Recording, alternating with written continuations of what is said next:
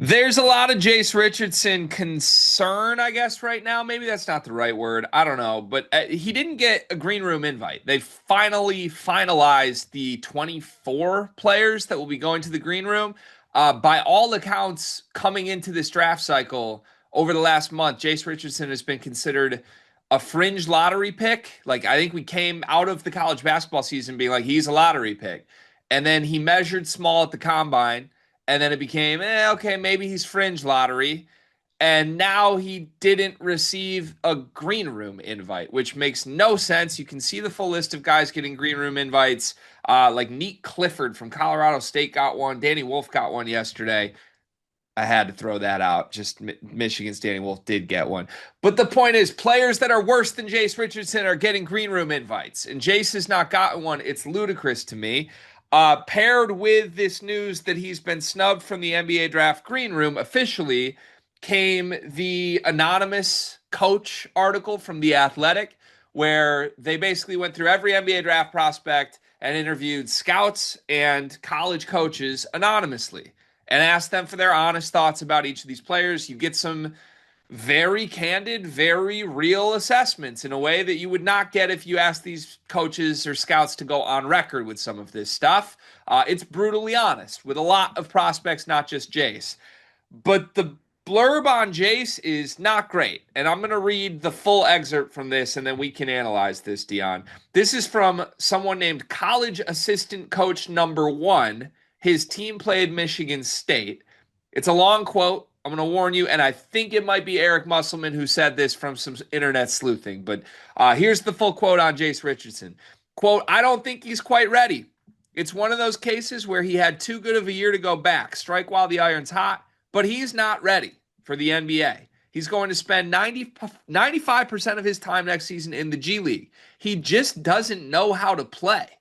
And I love the kid.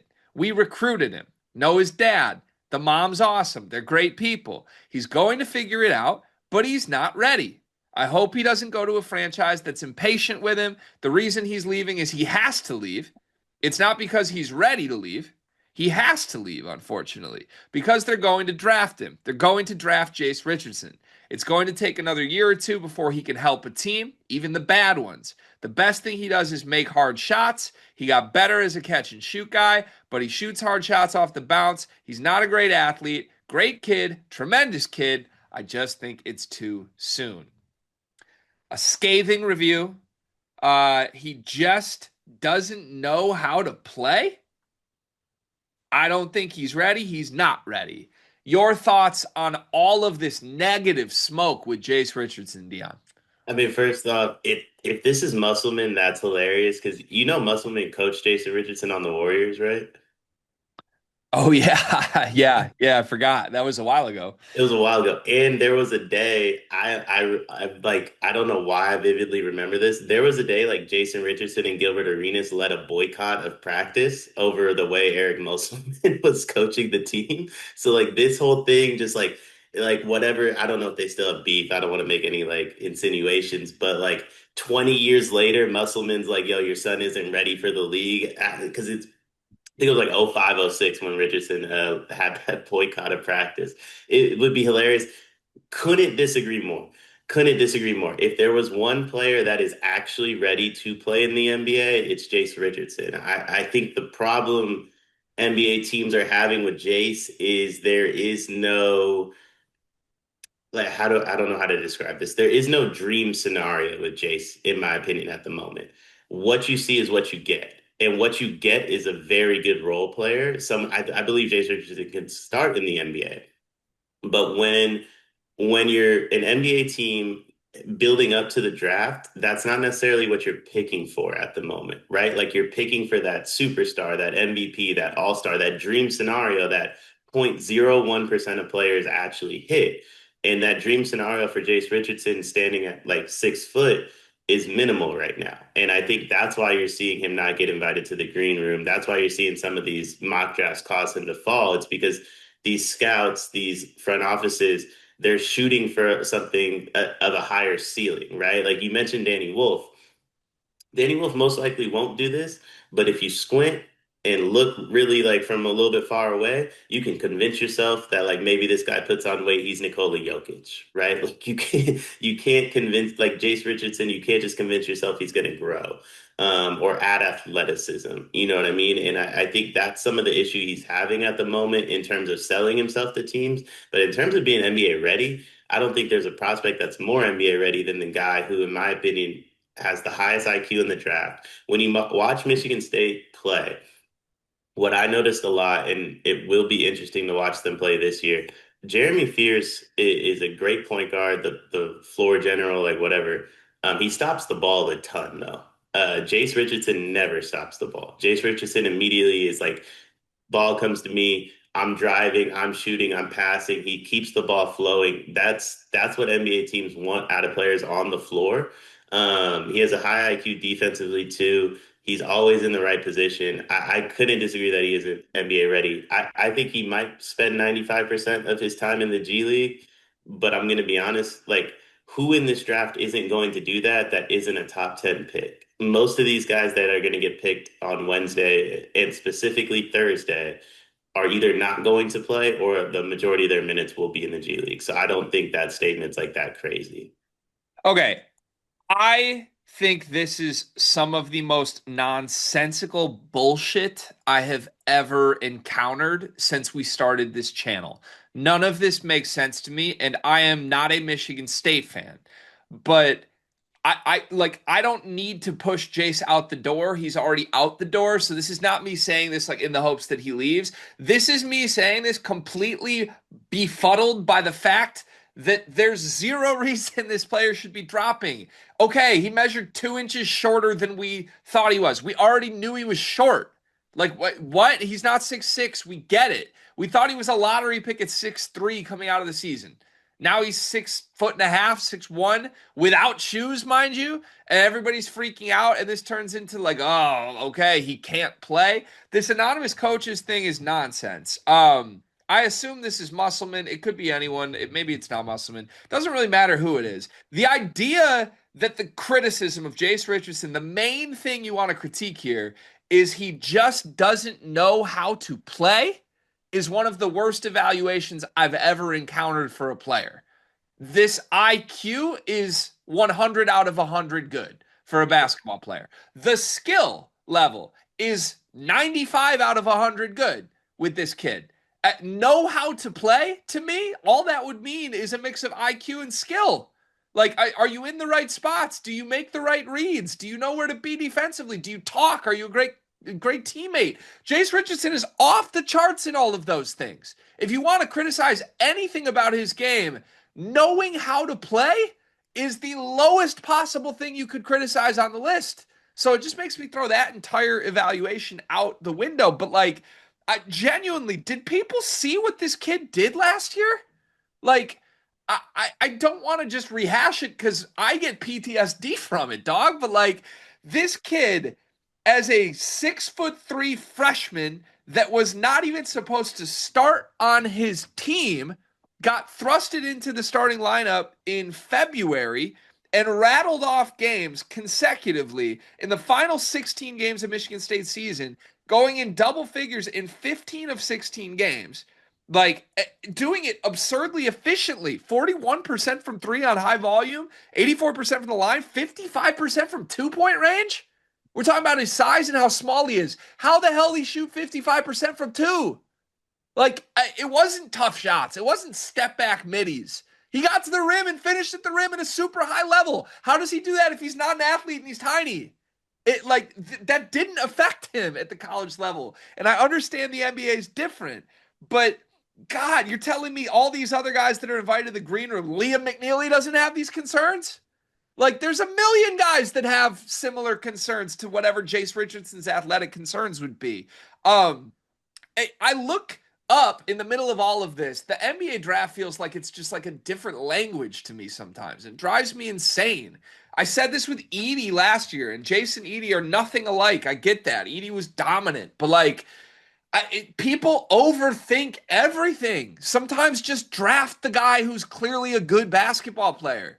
Edie was a top 3 rookie in this class. He went like 11th, and we had draft quote unquote experts that only watch high schoolers and international players calling him the worst pick of all time.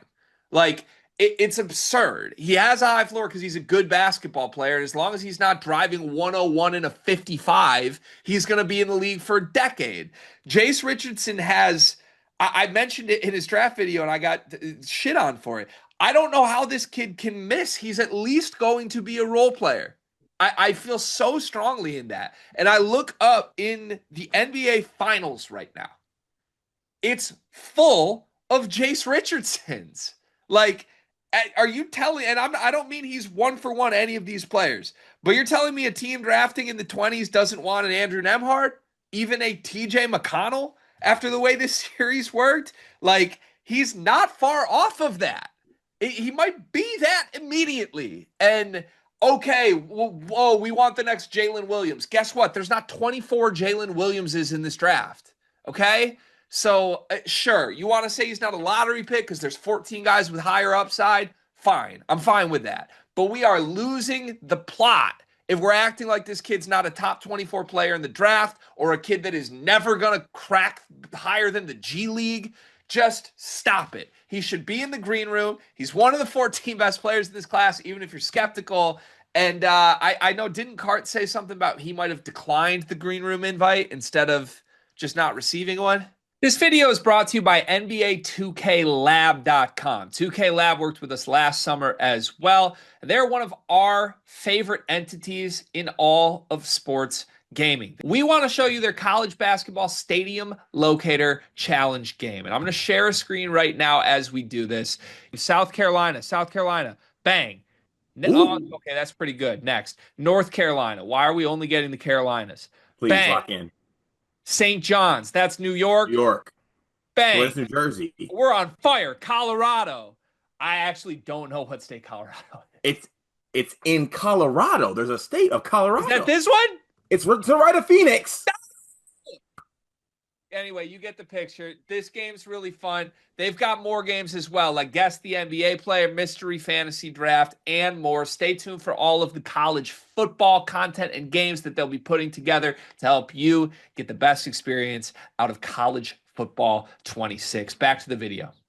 So this is a tough argument for me because I like completely agree with what you're saying, but I also told Cart 2 weeks ago when we got the first, or was it last week, whenever we got the first round of green room invites, I told him, I was like, all right, Jace isn't going.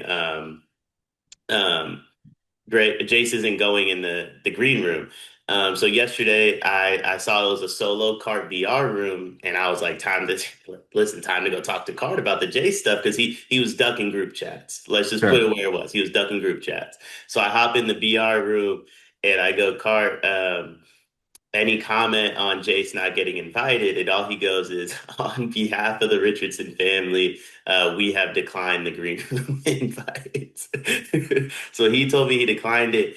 I personally, I think Jace Richardson is a lotto pick. If you're talking about some of the guys that might go in the lotto, not trying to disrespect like Liam McNeely, not trying to disrespect Danny Wolf. I've seen Nick Clifford going in the lotto. I think I'd rather have Jace than those guys personally.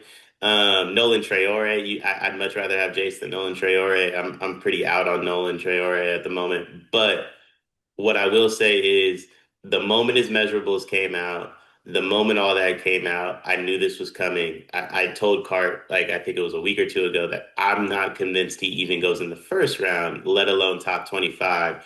And part of the reason I say that is once you hit the 20s, I don't think there's anybody that can mock 21 through 30 correctly because there's going to be teams that take an international prospect no one's ever heard of just because they don't want the salary on their books. And things become a little bit of the wild, wild west from 21 to 30. And then I feel like they settle back down 31 through 40. And I think once it became apparent Jace was hitting the 20s, it became very apparent to me this guy's going to struggle to get taken in the first round because anything could happen. There's a lot of teams that could use him that are in the first round, but I compare him to a guy that I believe went 37 last year, Tyler Kolek. I think they have similar type draft falling. Where Tyler Kolek should have won in the first round, he hit the 20s, and then it just became like whatever, and he ended up not playing on the Knicks this year. I think Jace will force his way on the court, though. He's too good not to. Jace is better than Tyler Kolek. I'm sorry, but like Tyler Kolek as a freshman was like at George Mason, barely playing. Like it's just totally different caliber players, and you can like, sure, I situationally I can see it. They are similar sized, whatever. It's fine, but like if Jace was 22 and we're talking, oh, he's going to drop out in the 30s, fine. He was so good as an 18-year-old kid. That's why he left. And like, if Muss or whoever this anonymous coach was feels this way that he can't play, then why are you saying he has to go? Like, if all of this is true, he doesn't have to go. Is he going to get picked or is he not? Like, because that is the flip on this. If he's not going to go in the first round, he shouldn't have gone.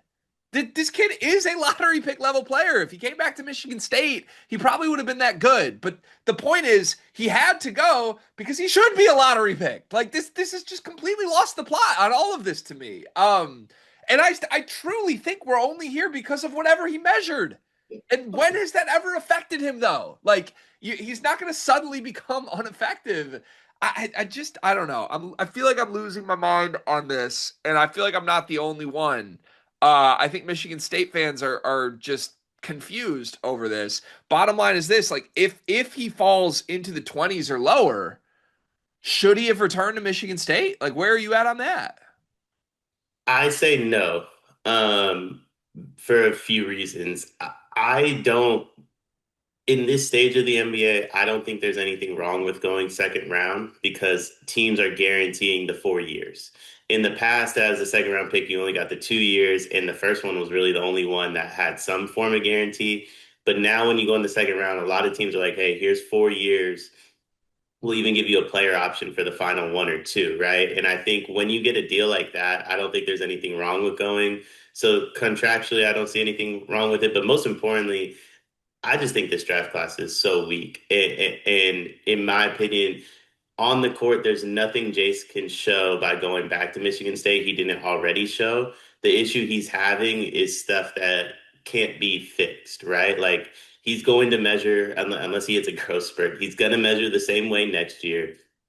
And instead of going up against a draft class that, in my opinion, is like extremely top heavy and lacks a lot of like the depth, I guess you could say, and only has 70 some odd players in it at that. He's going to go up against a draft class that like has multiple guys that probably could have went first round that chose to return, has a three-headed monster of high school recruits.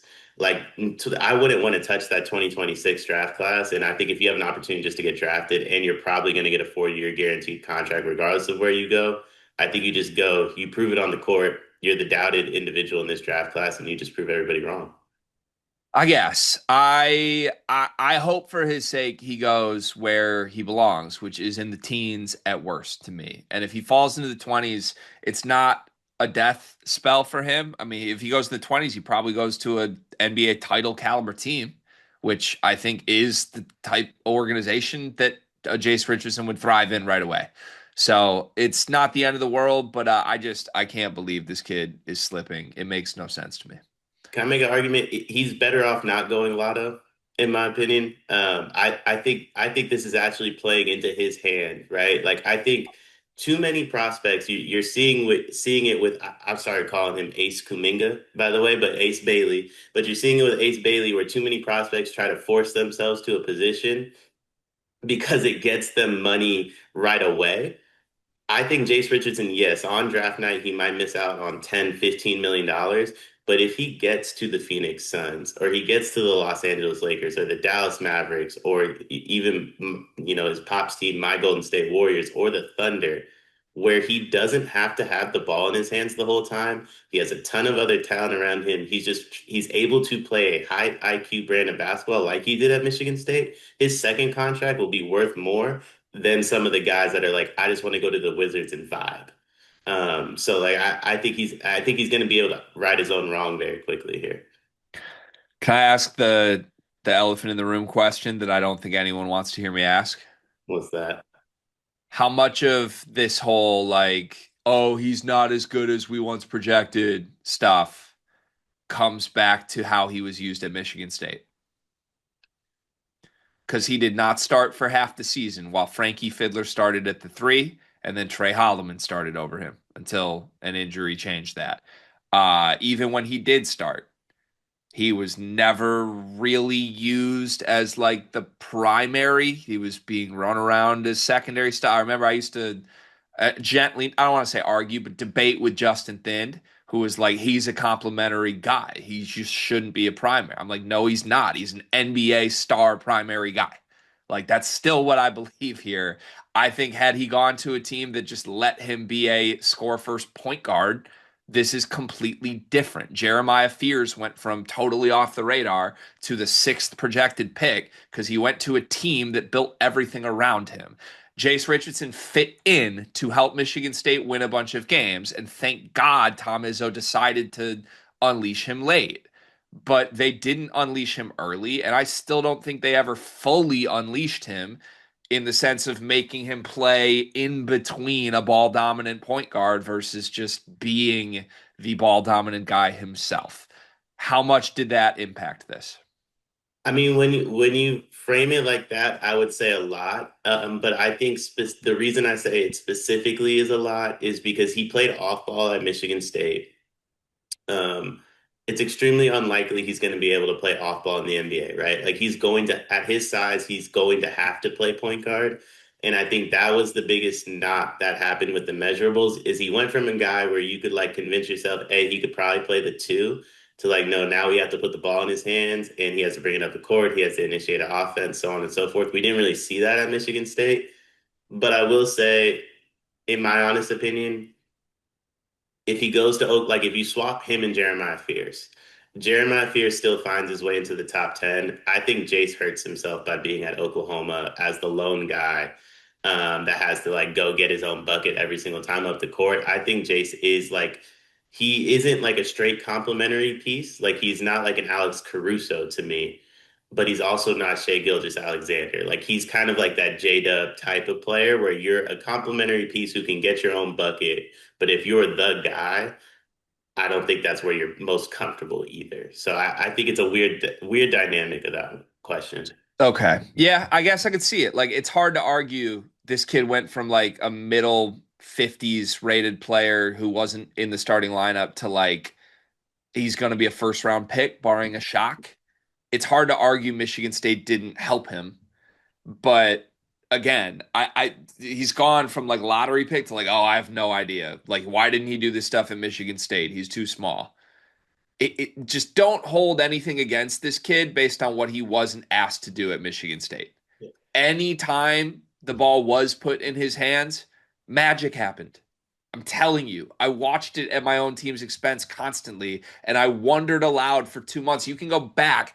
There's a game in November last year. I did it from Drew Valentine's basement after being at a Loyola game where we did a Michigan State recap, and we spent 25 minutes on me hypothesizing maybe you should just put the ball in Jace's hands and stop building around everybody else, build around him.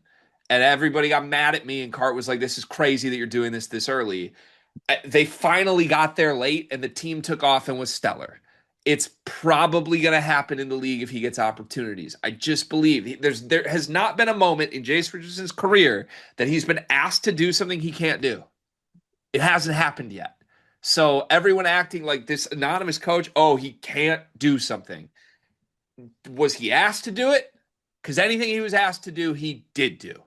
That's where I'm at. And I think if he gets more opportunities, it's going to go great. I can't believe I'm going to bat this hard for Jace Richardson, to be honest with you. But if he ends up in the 20s, it's going to be the steal of the draft, in my opinion. We shall see.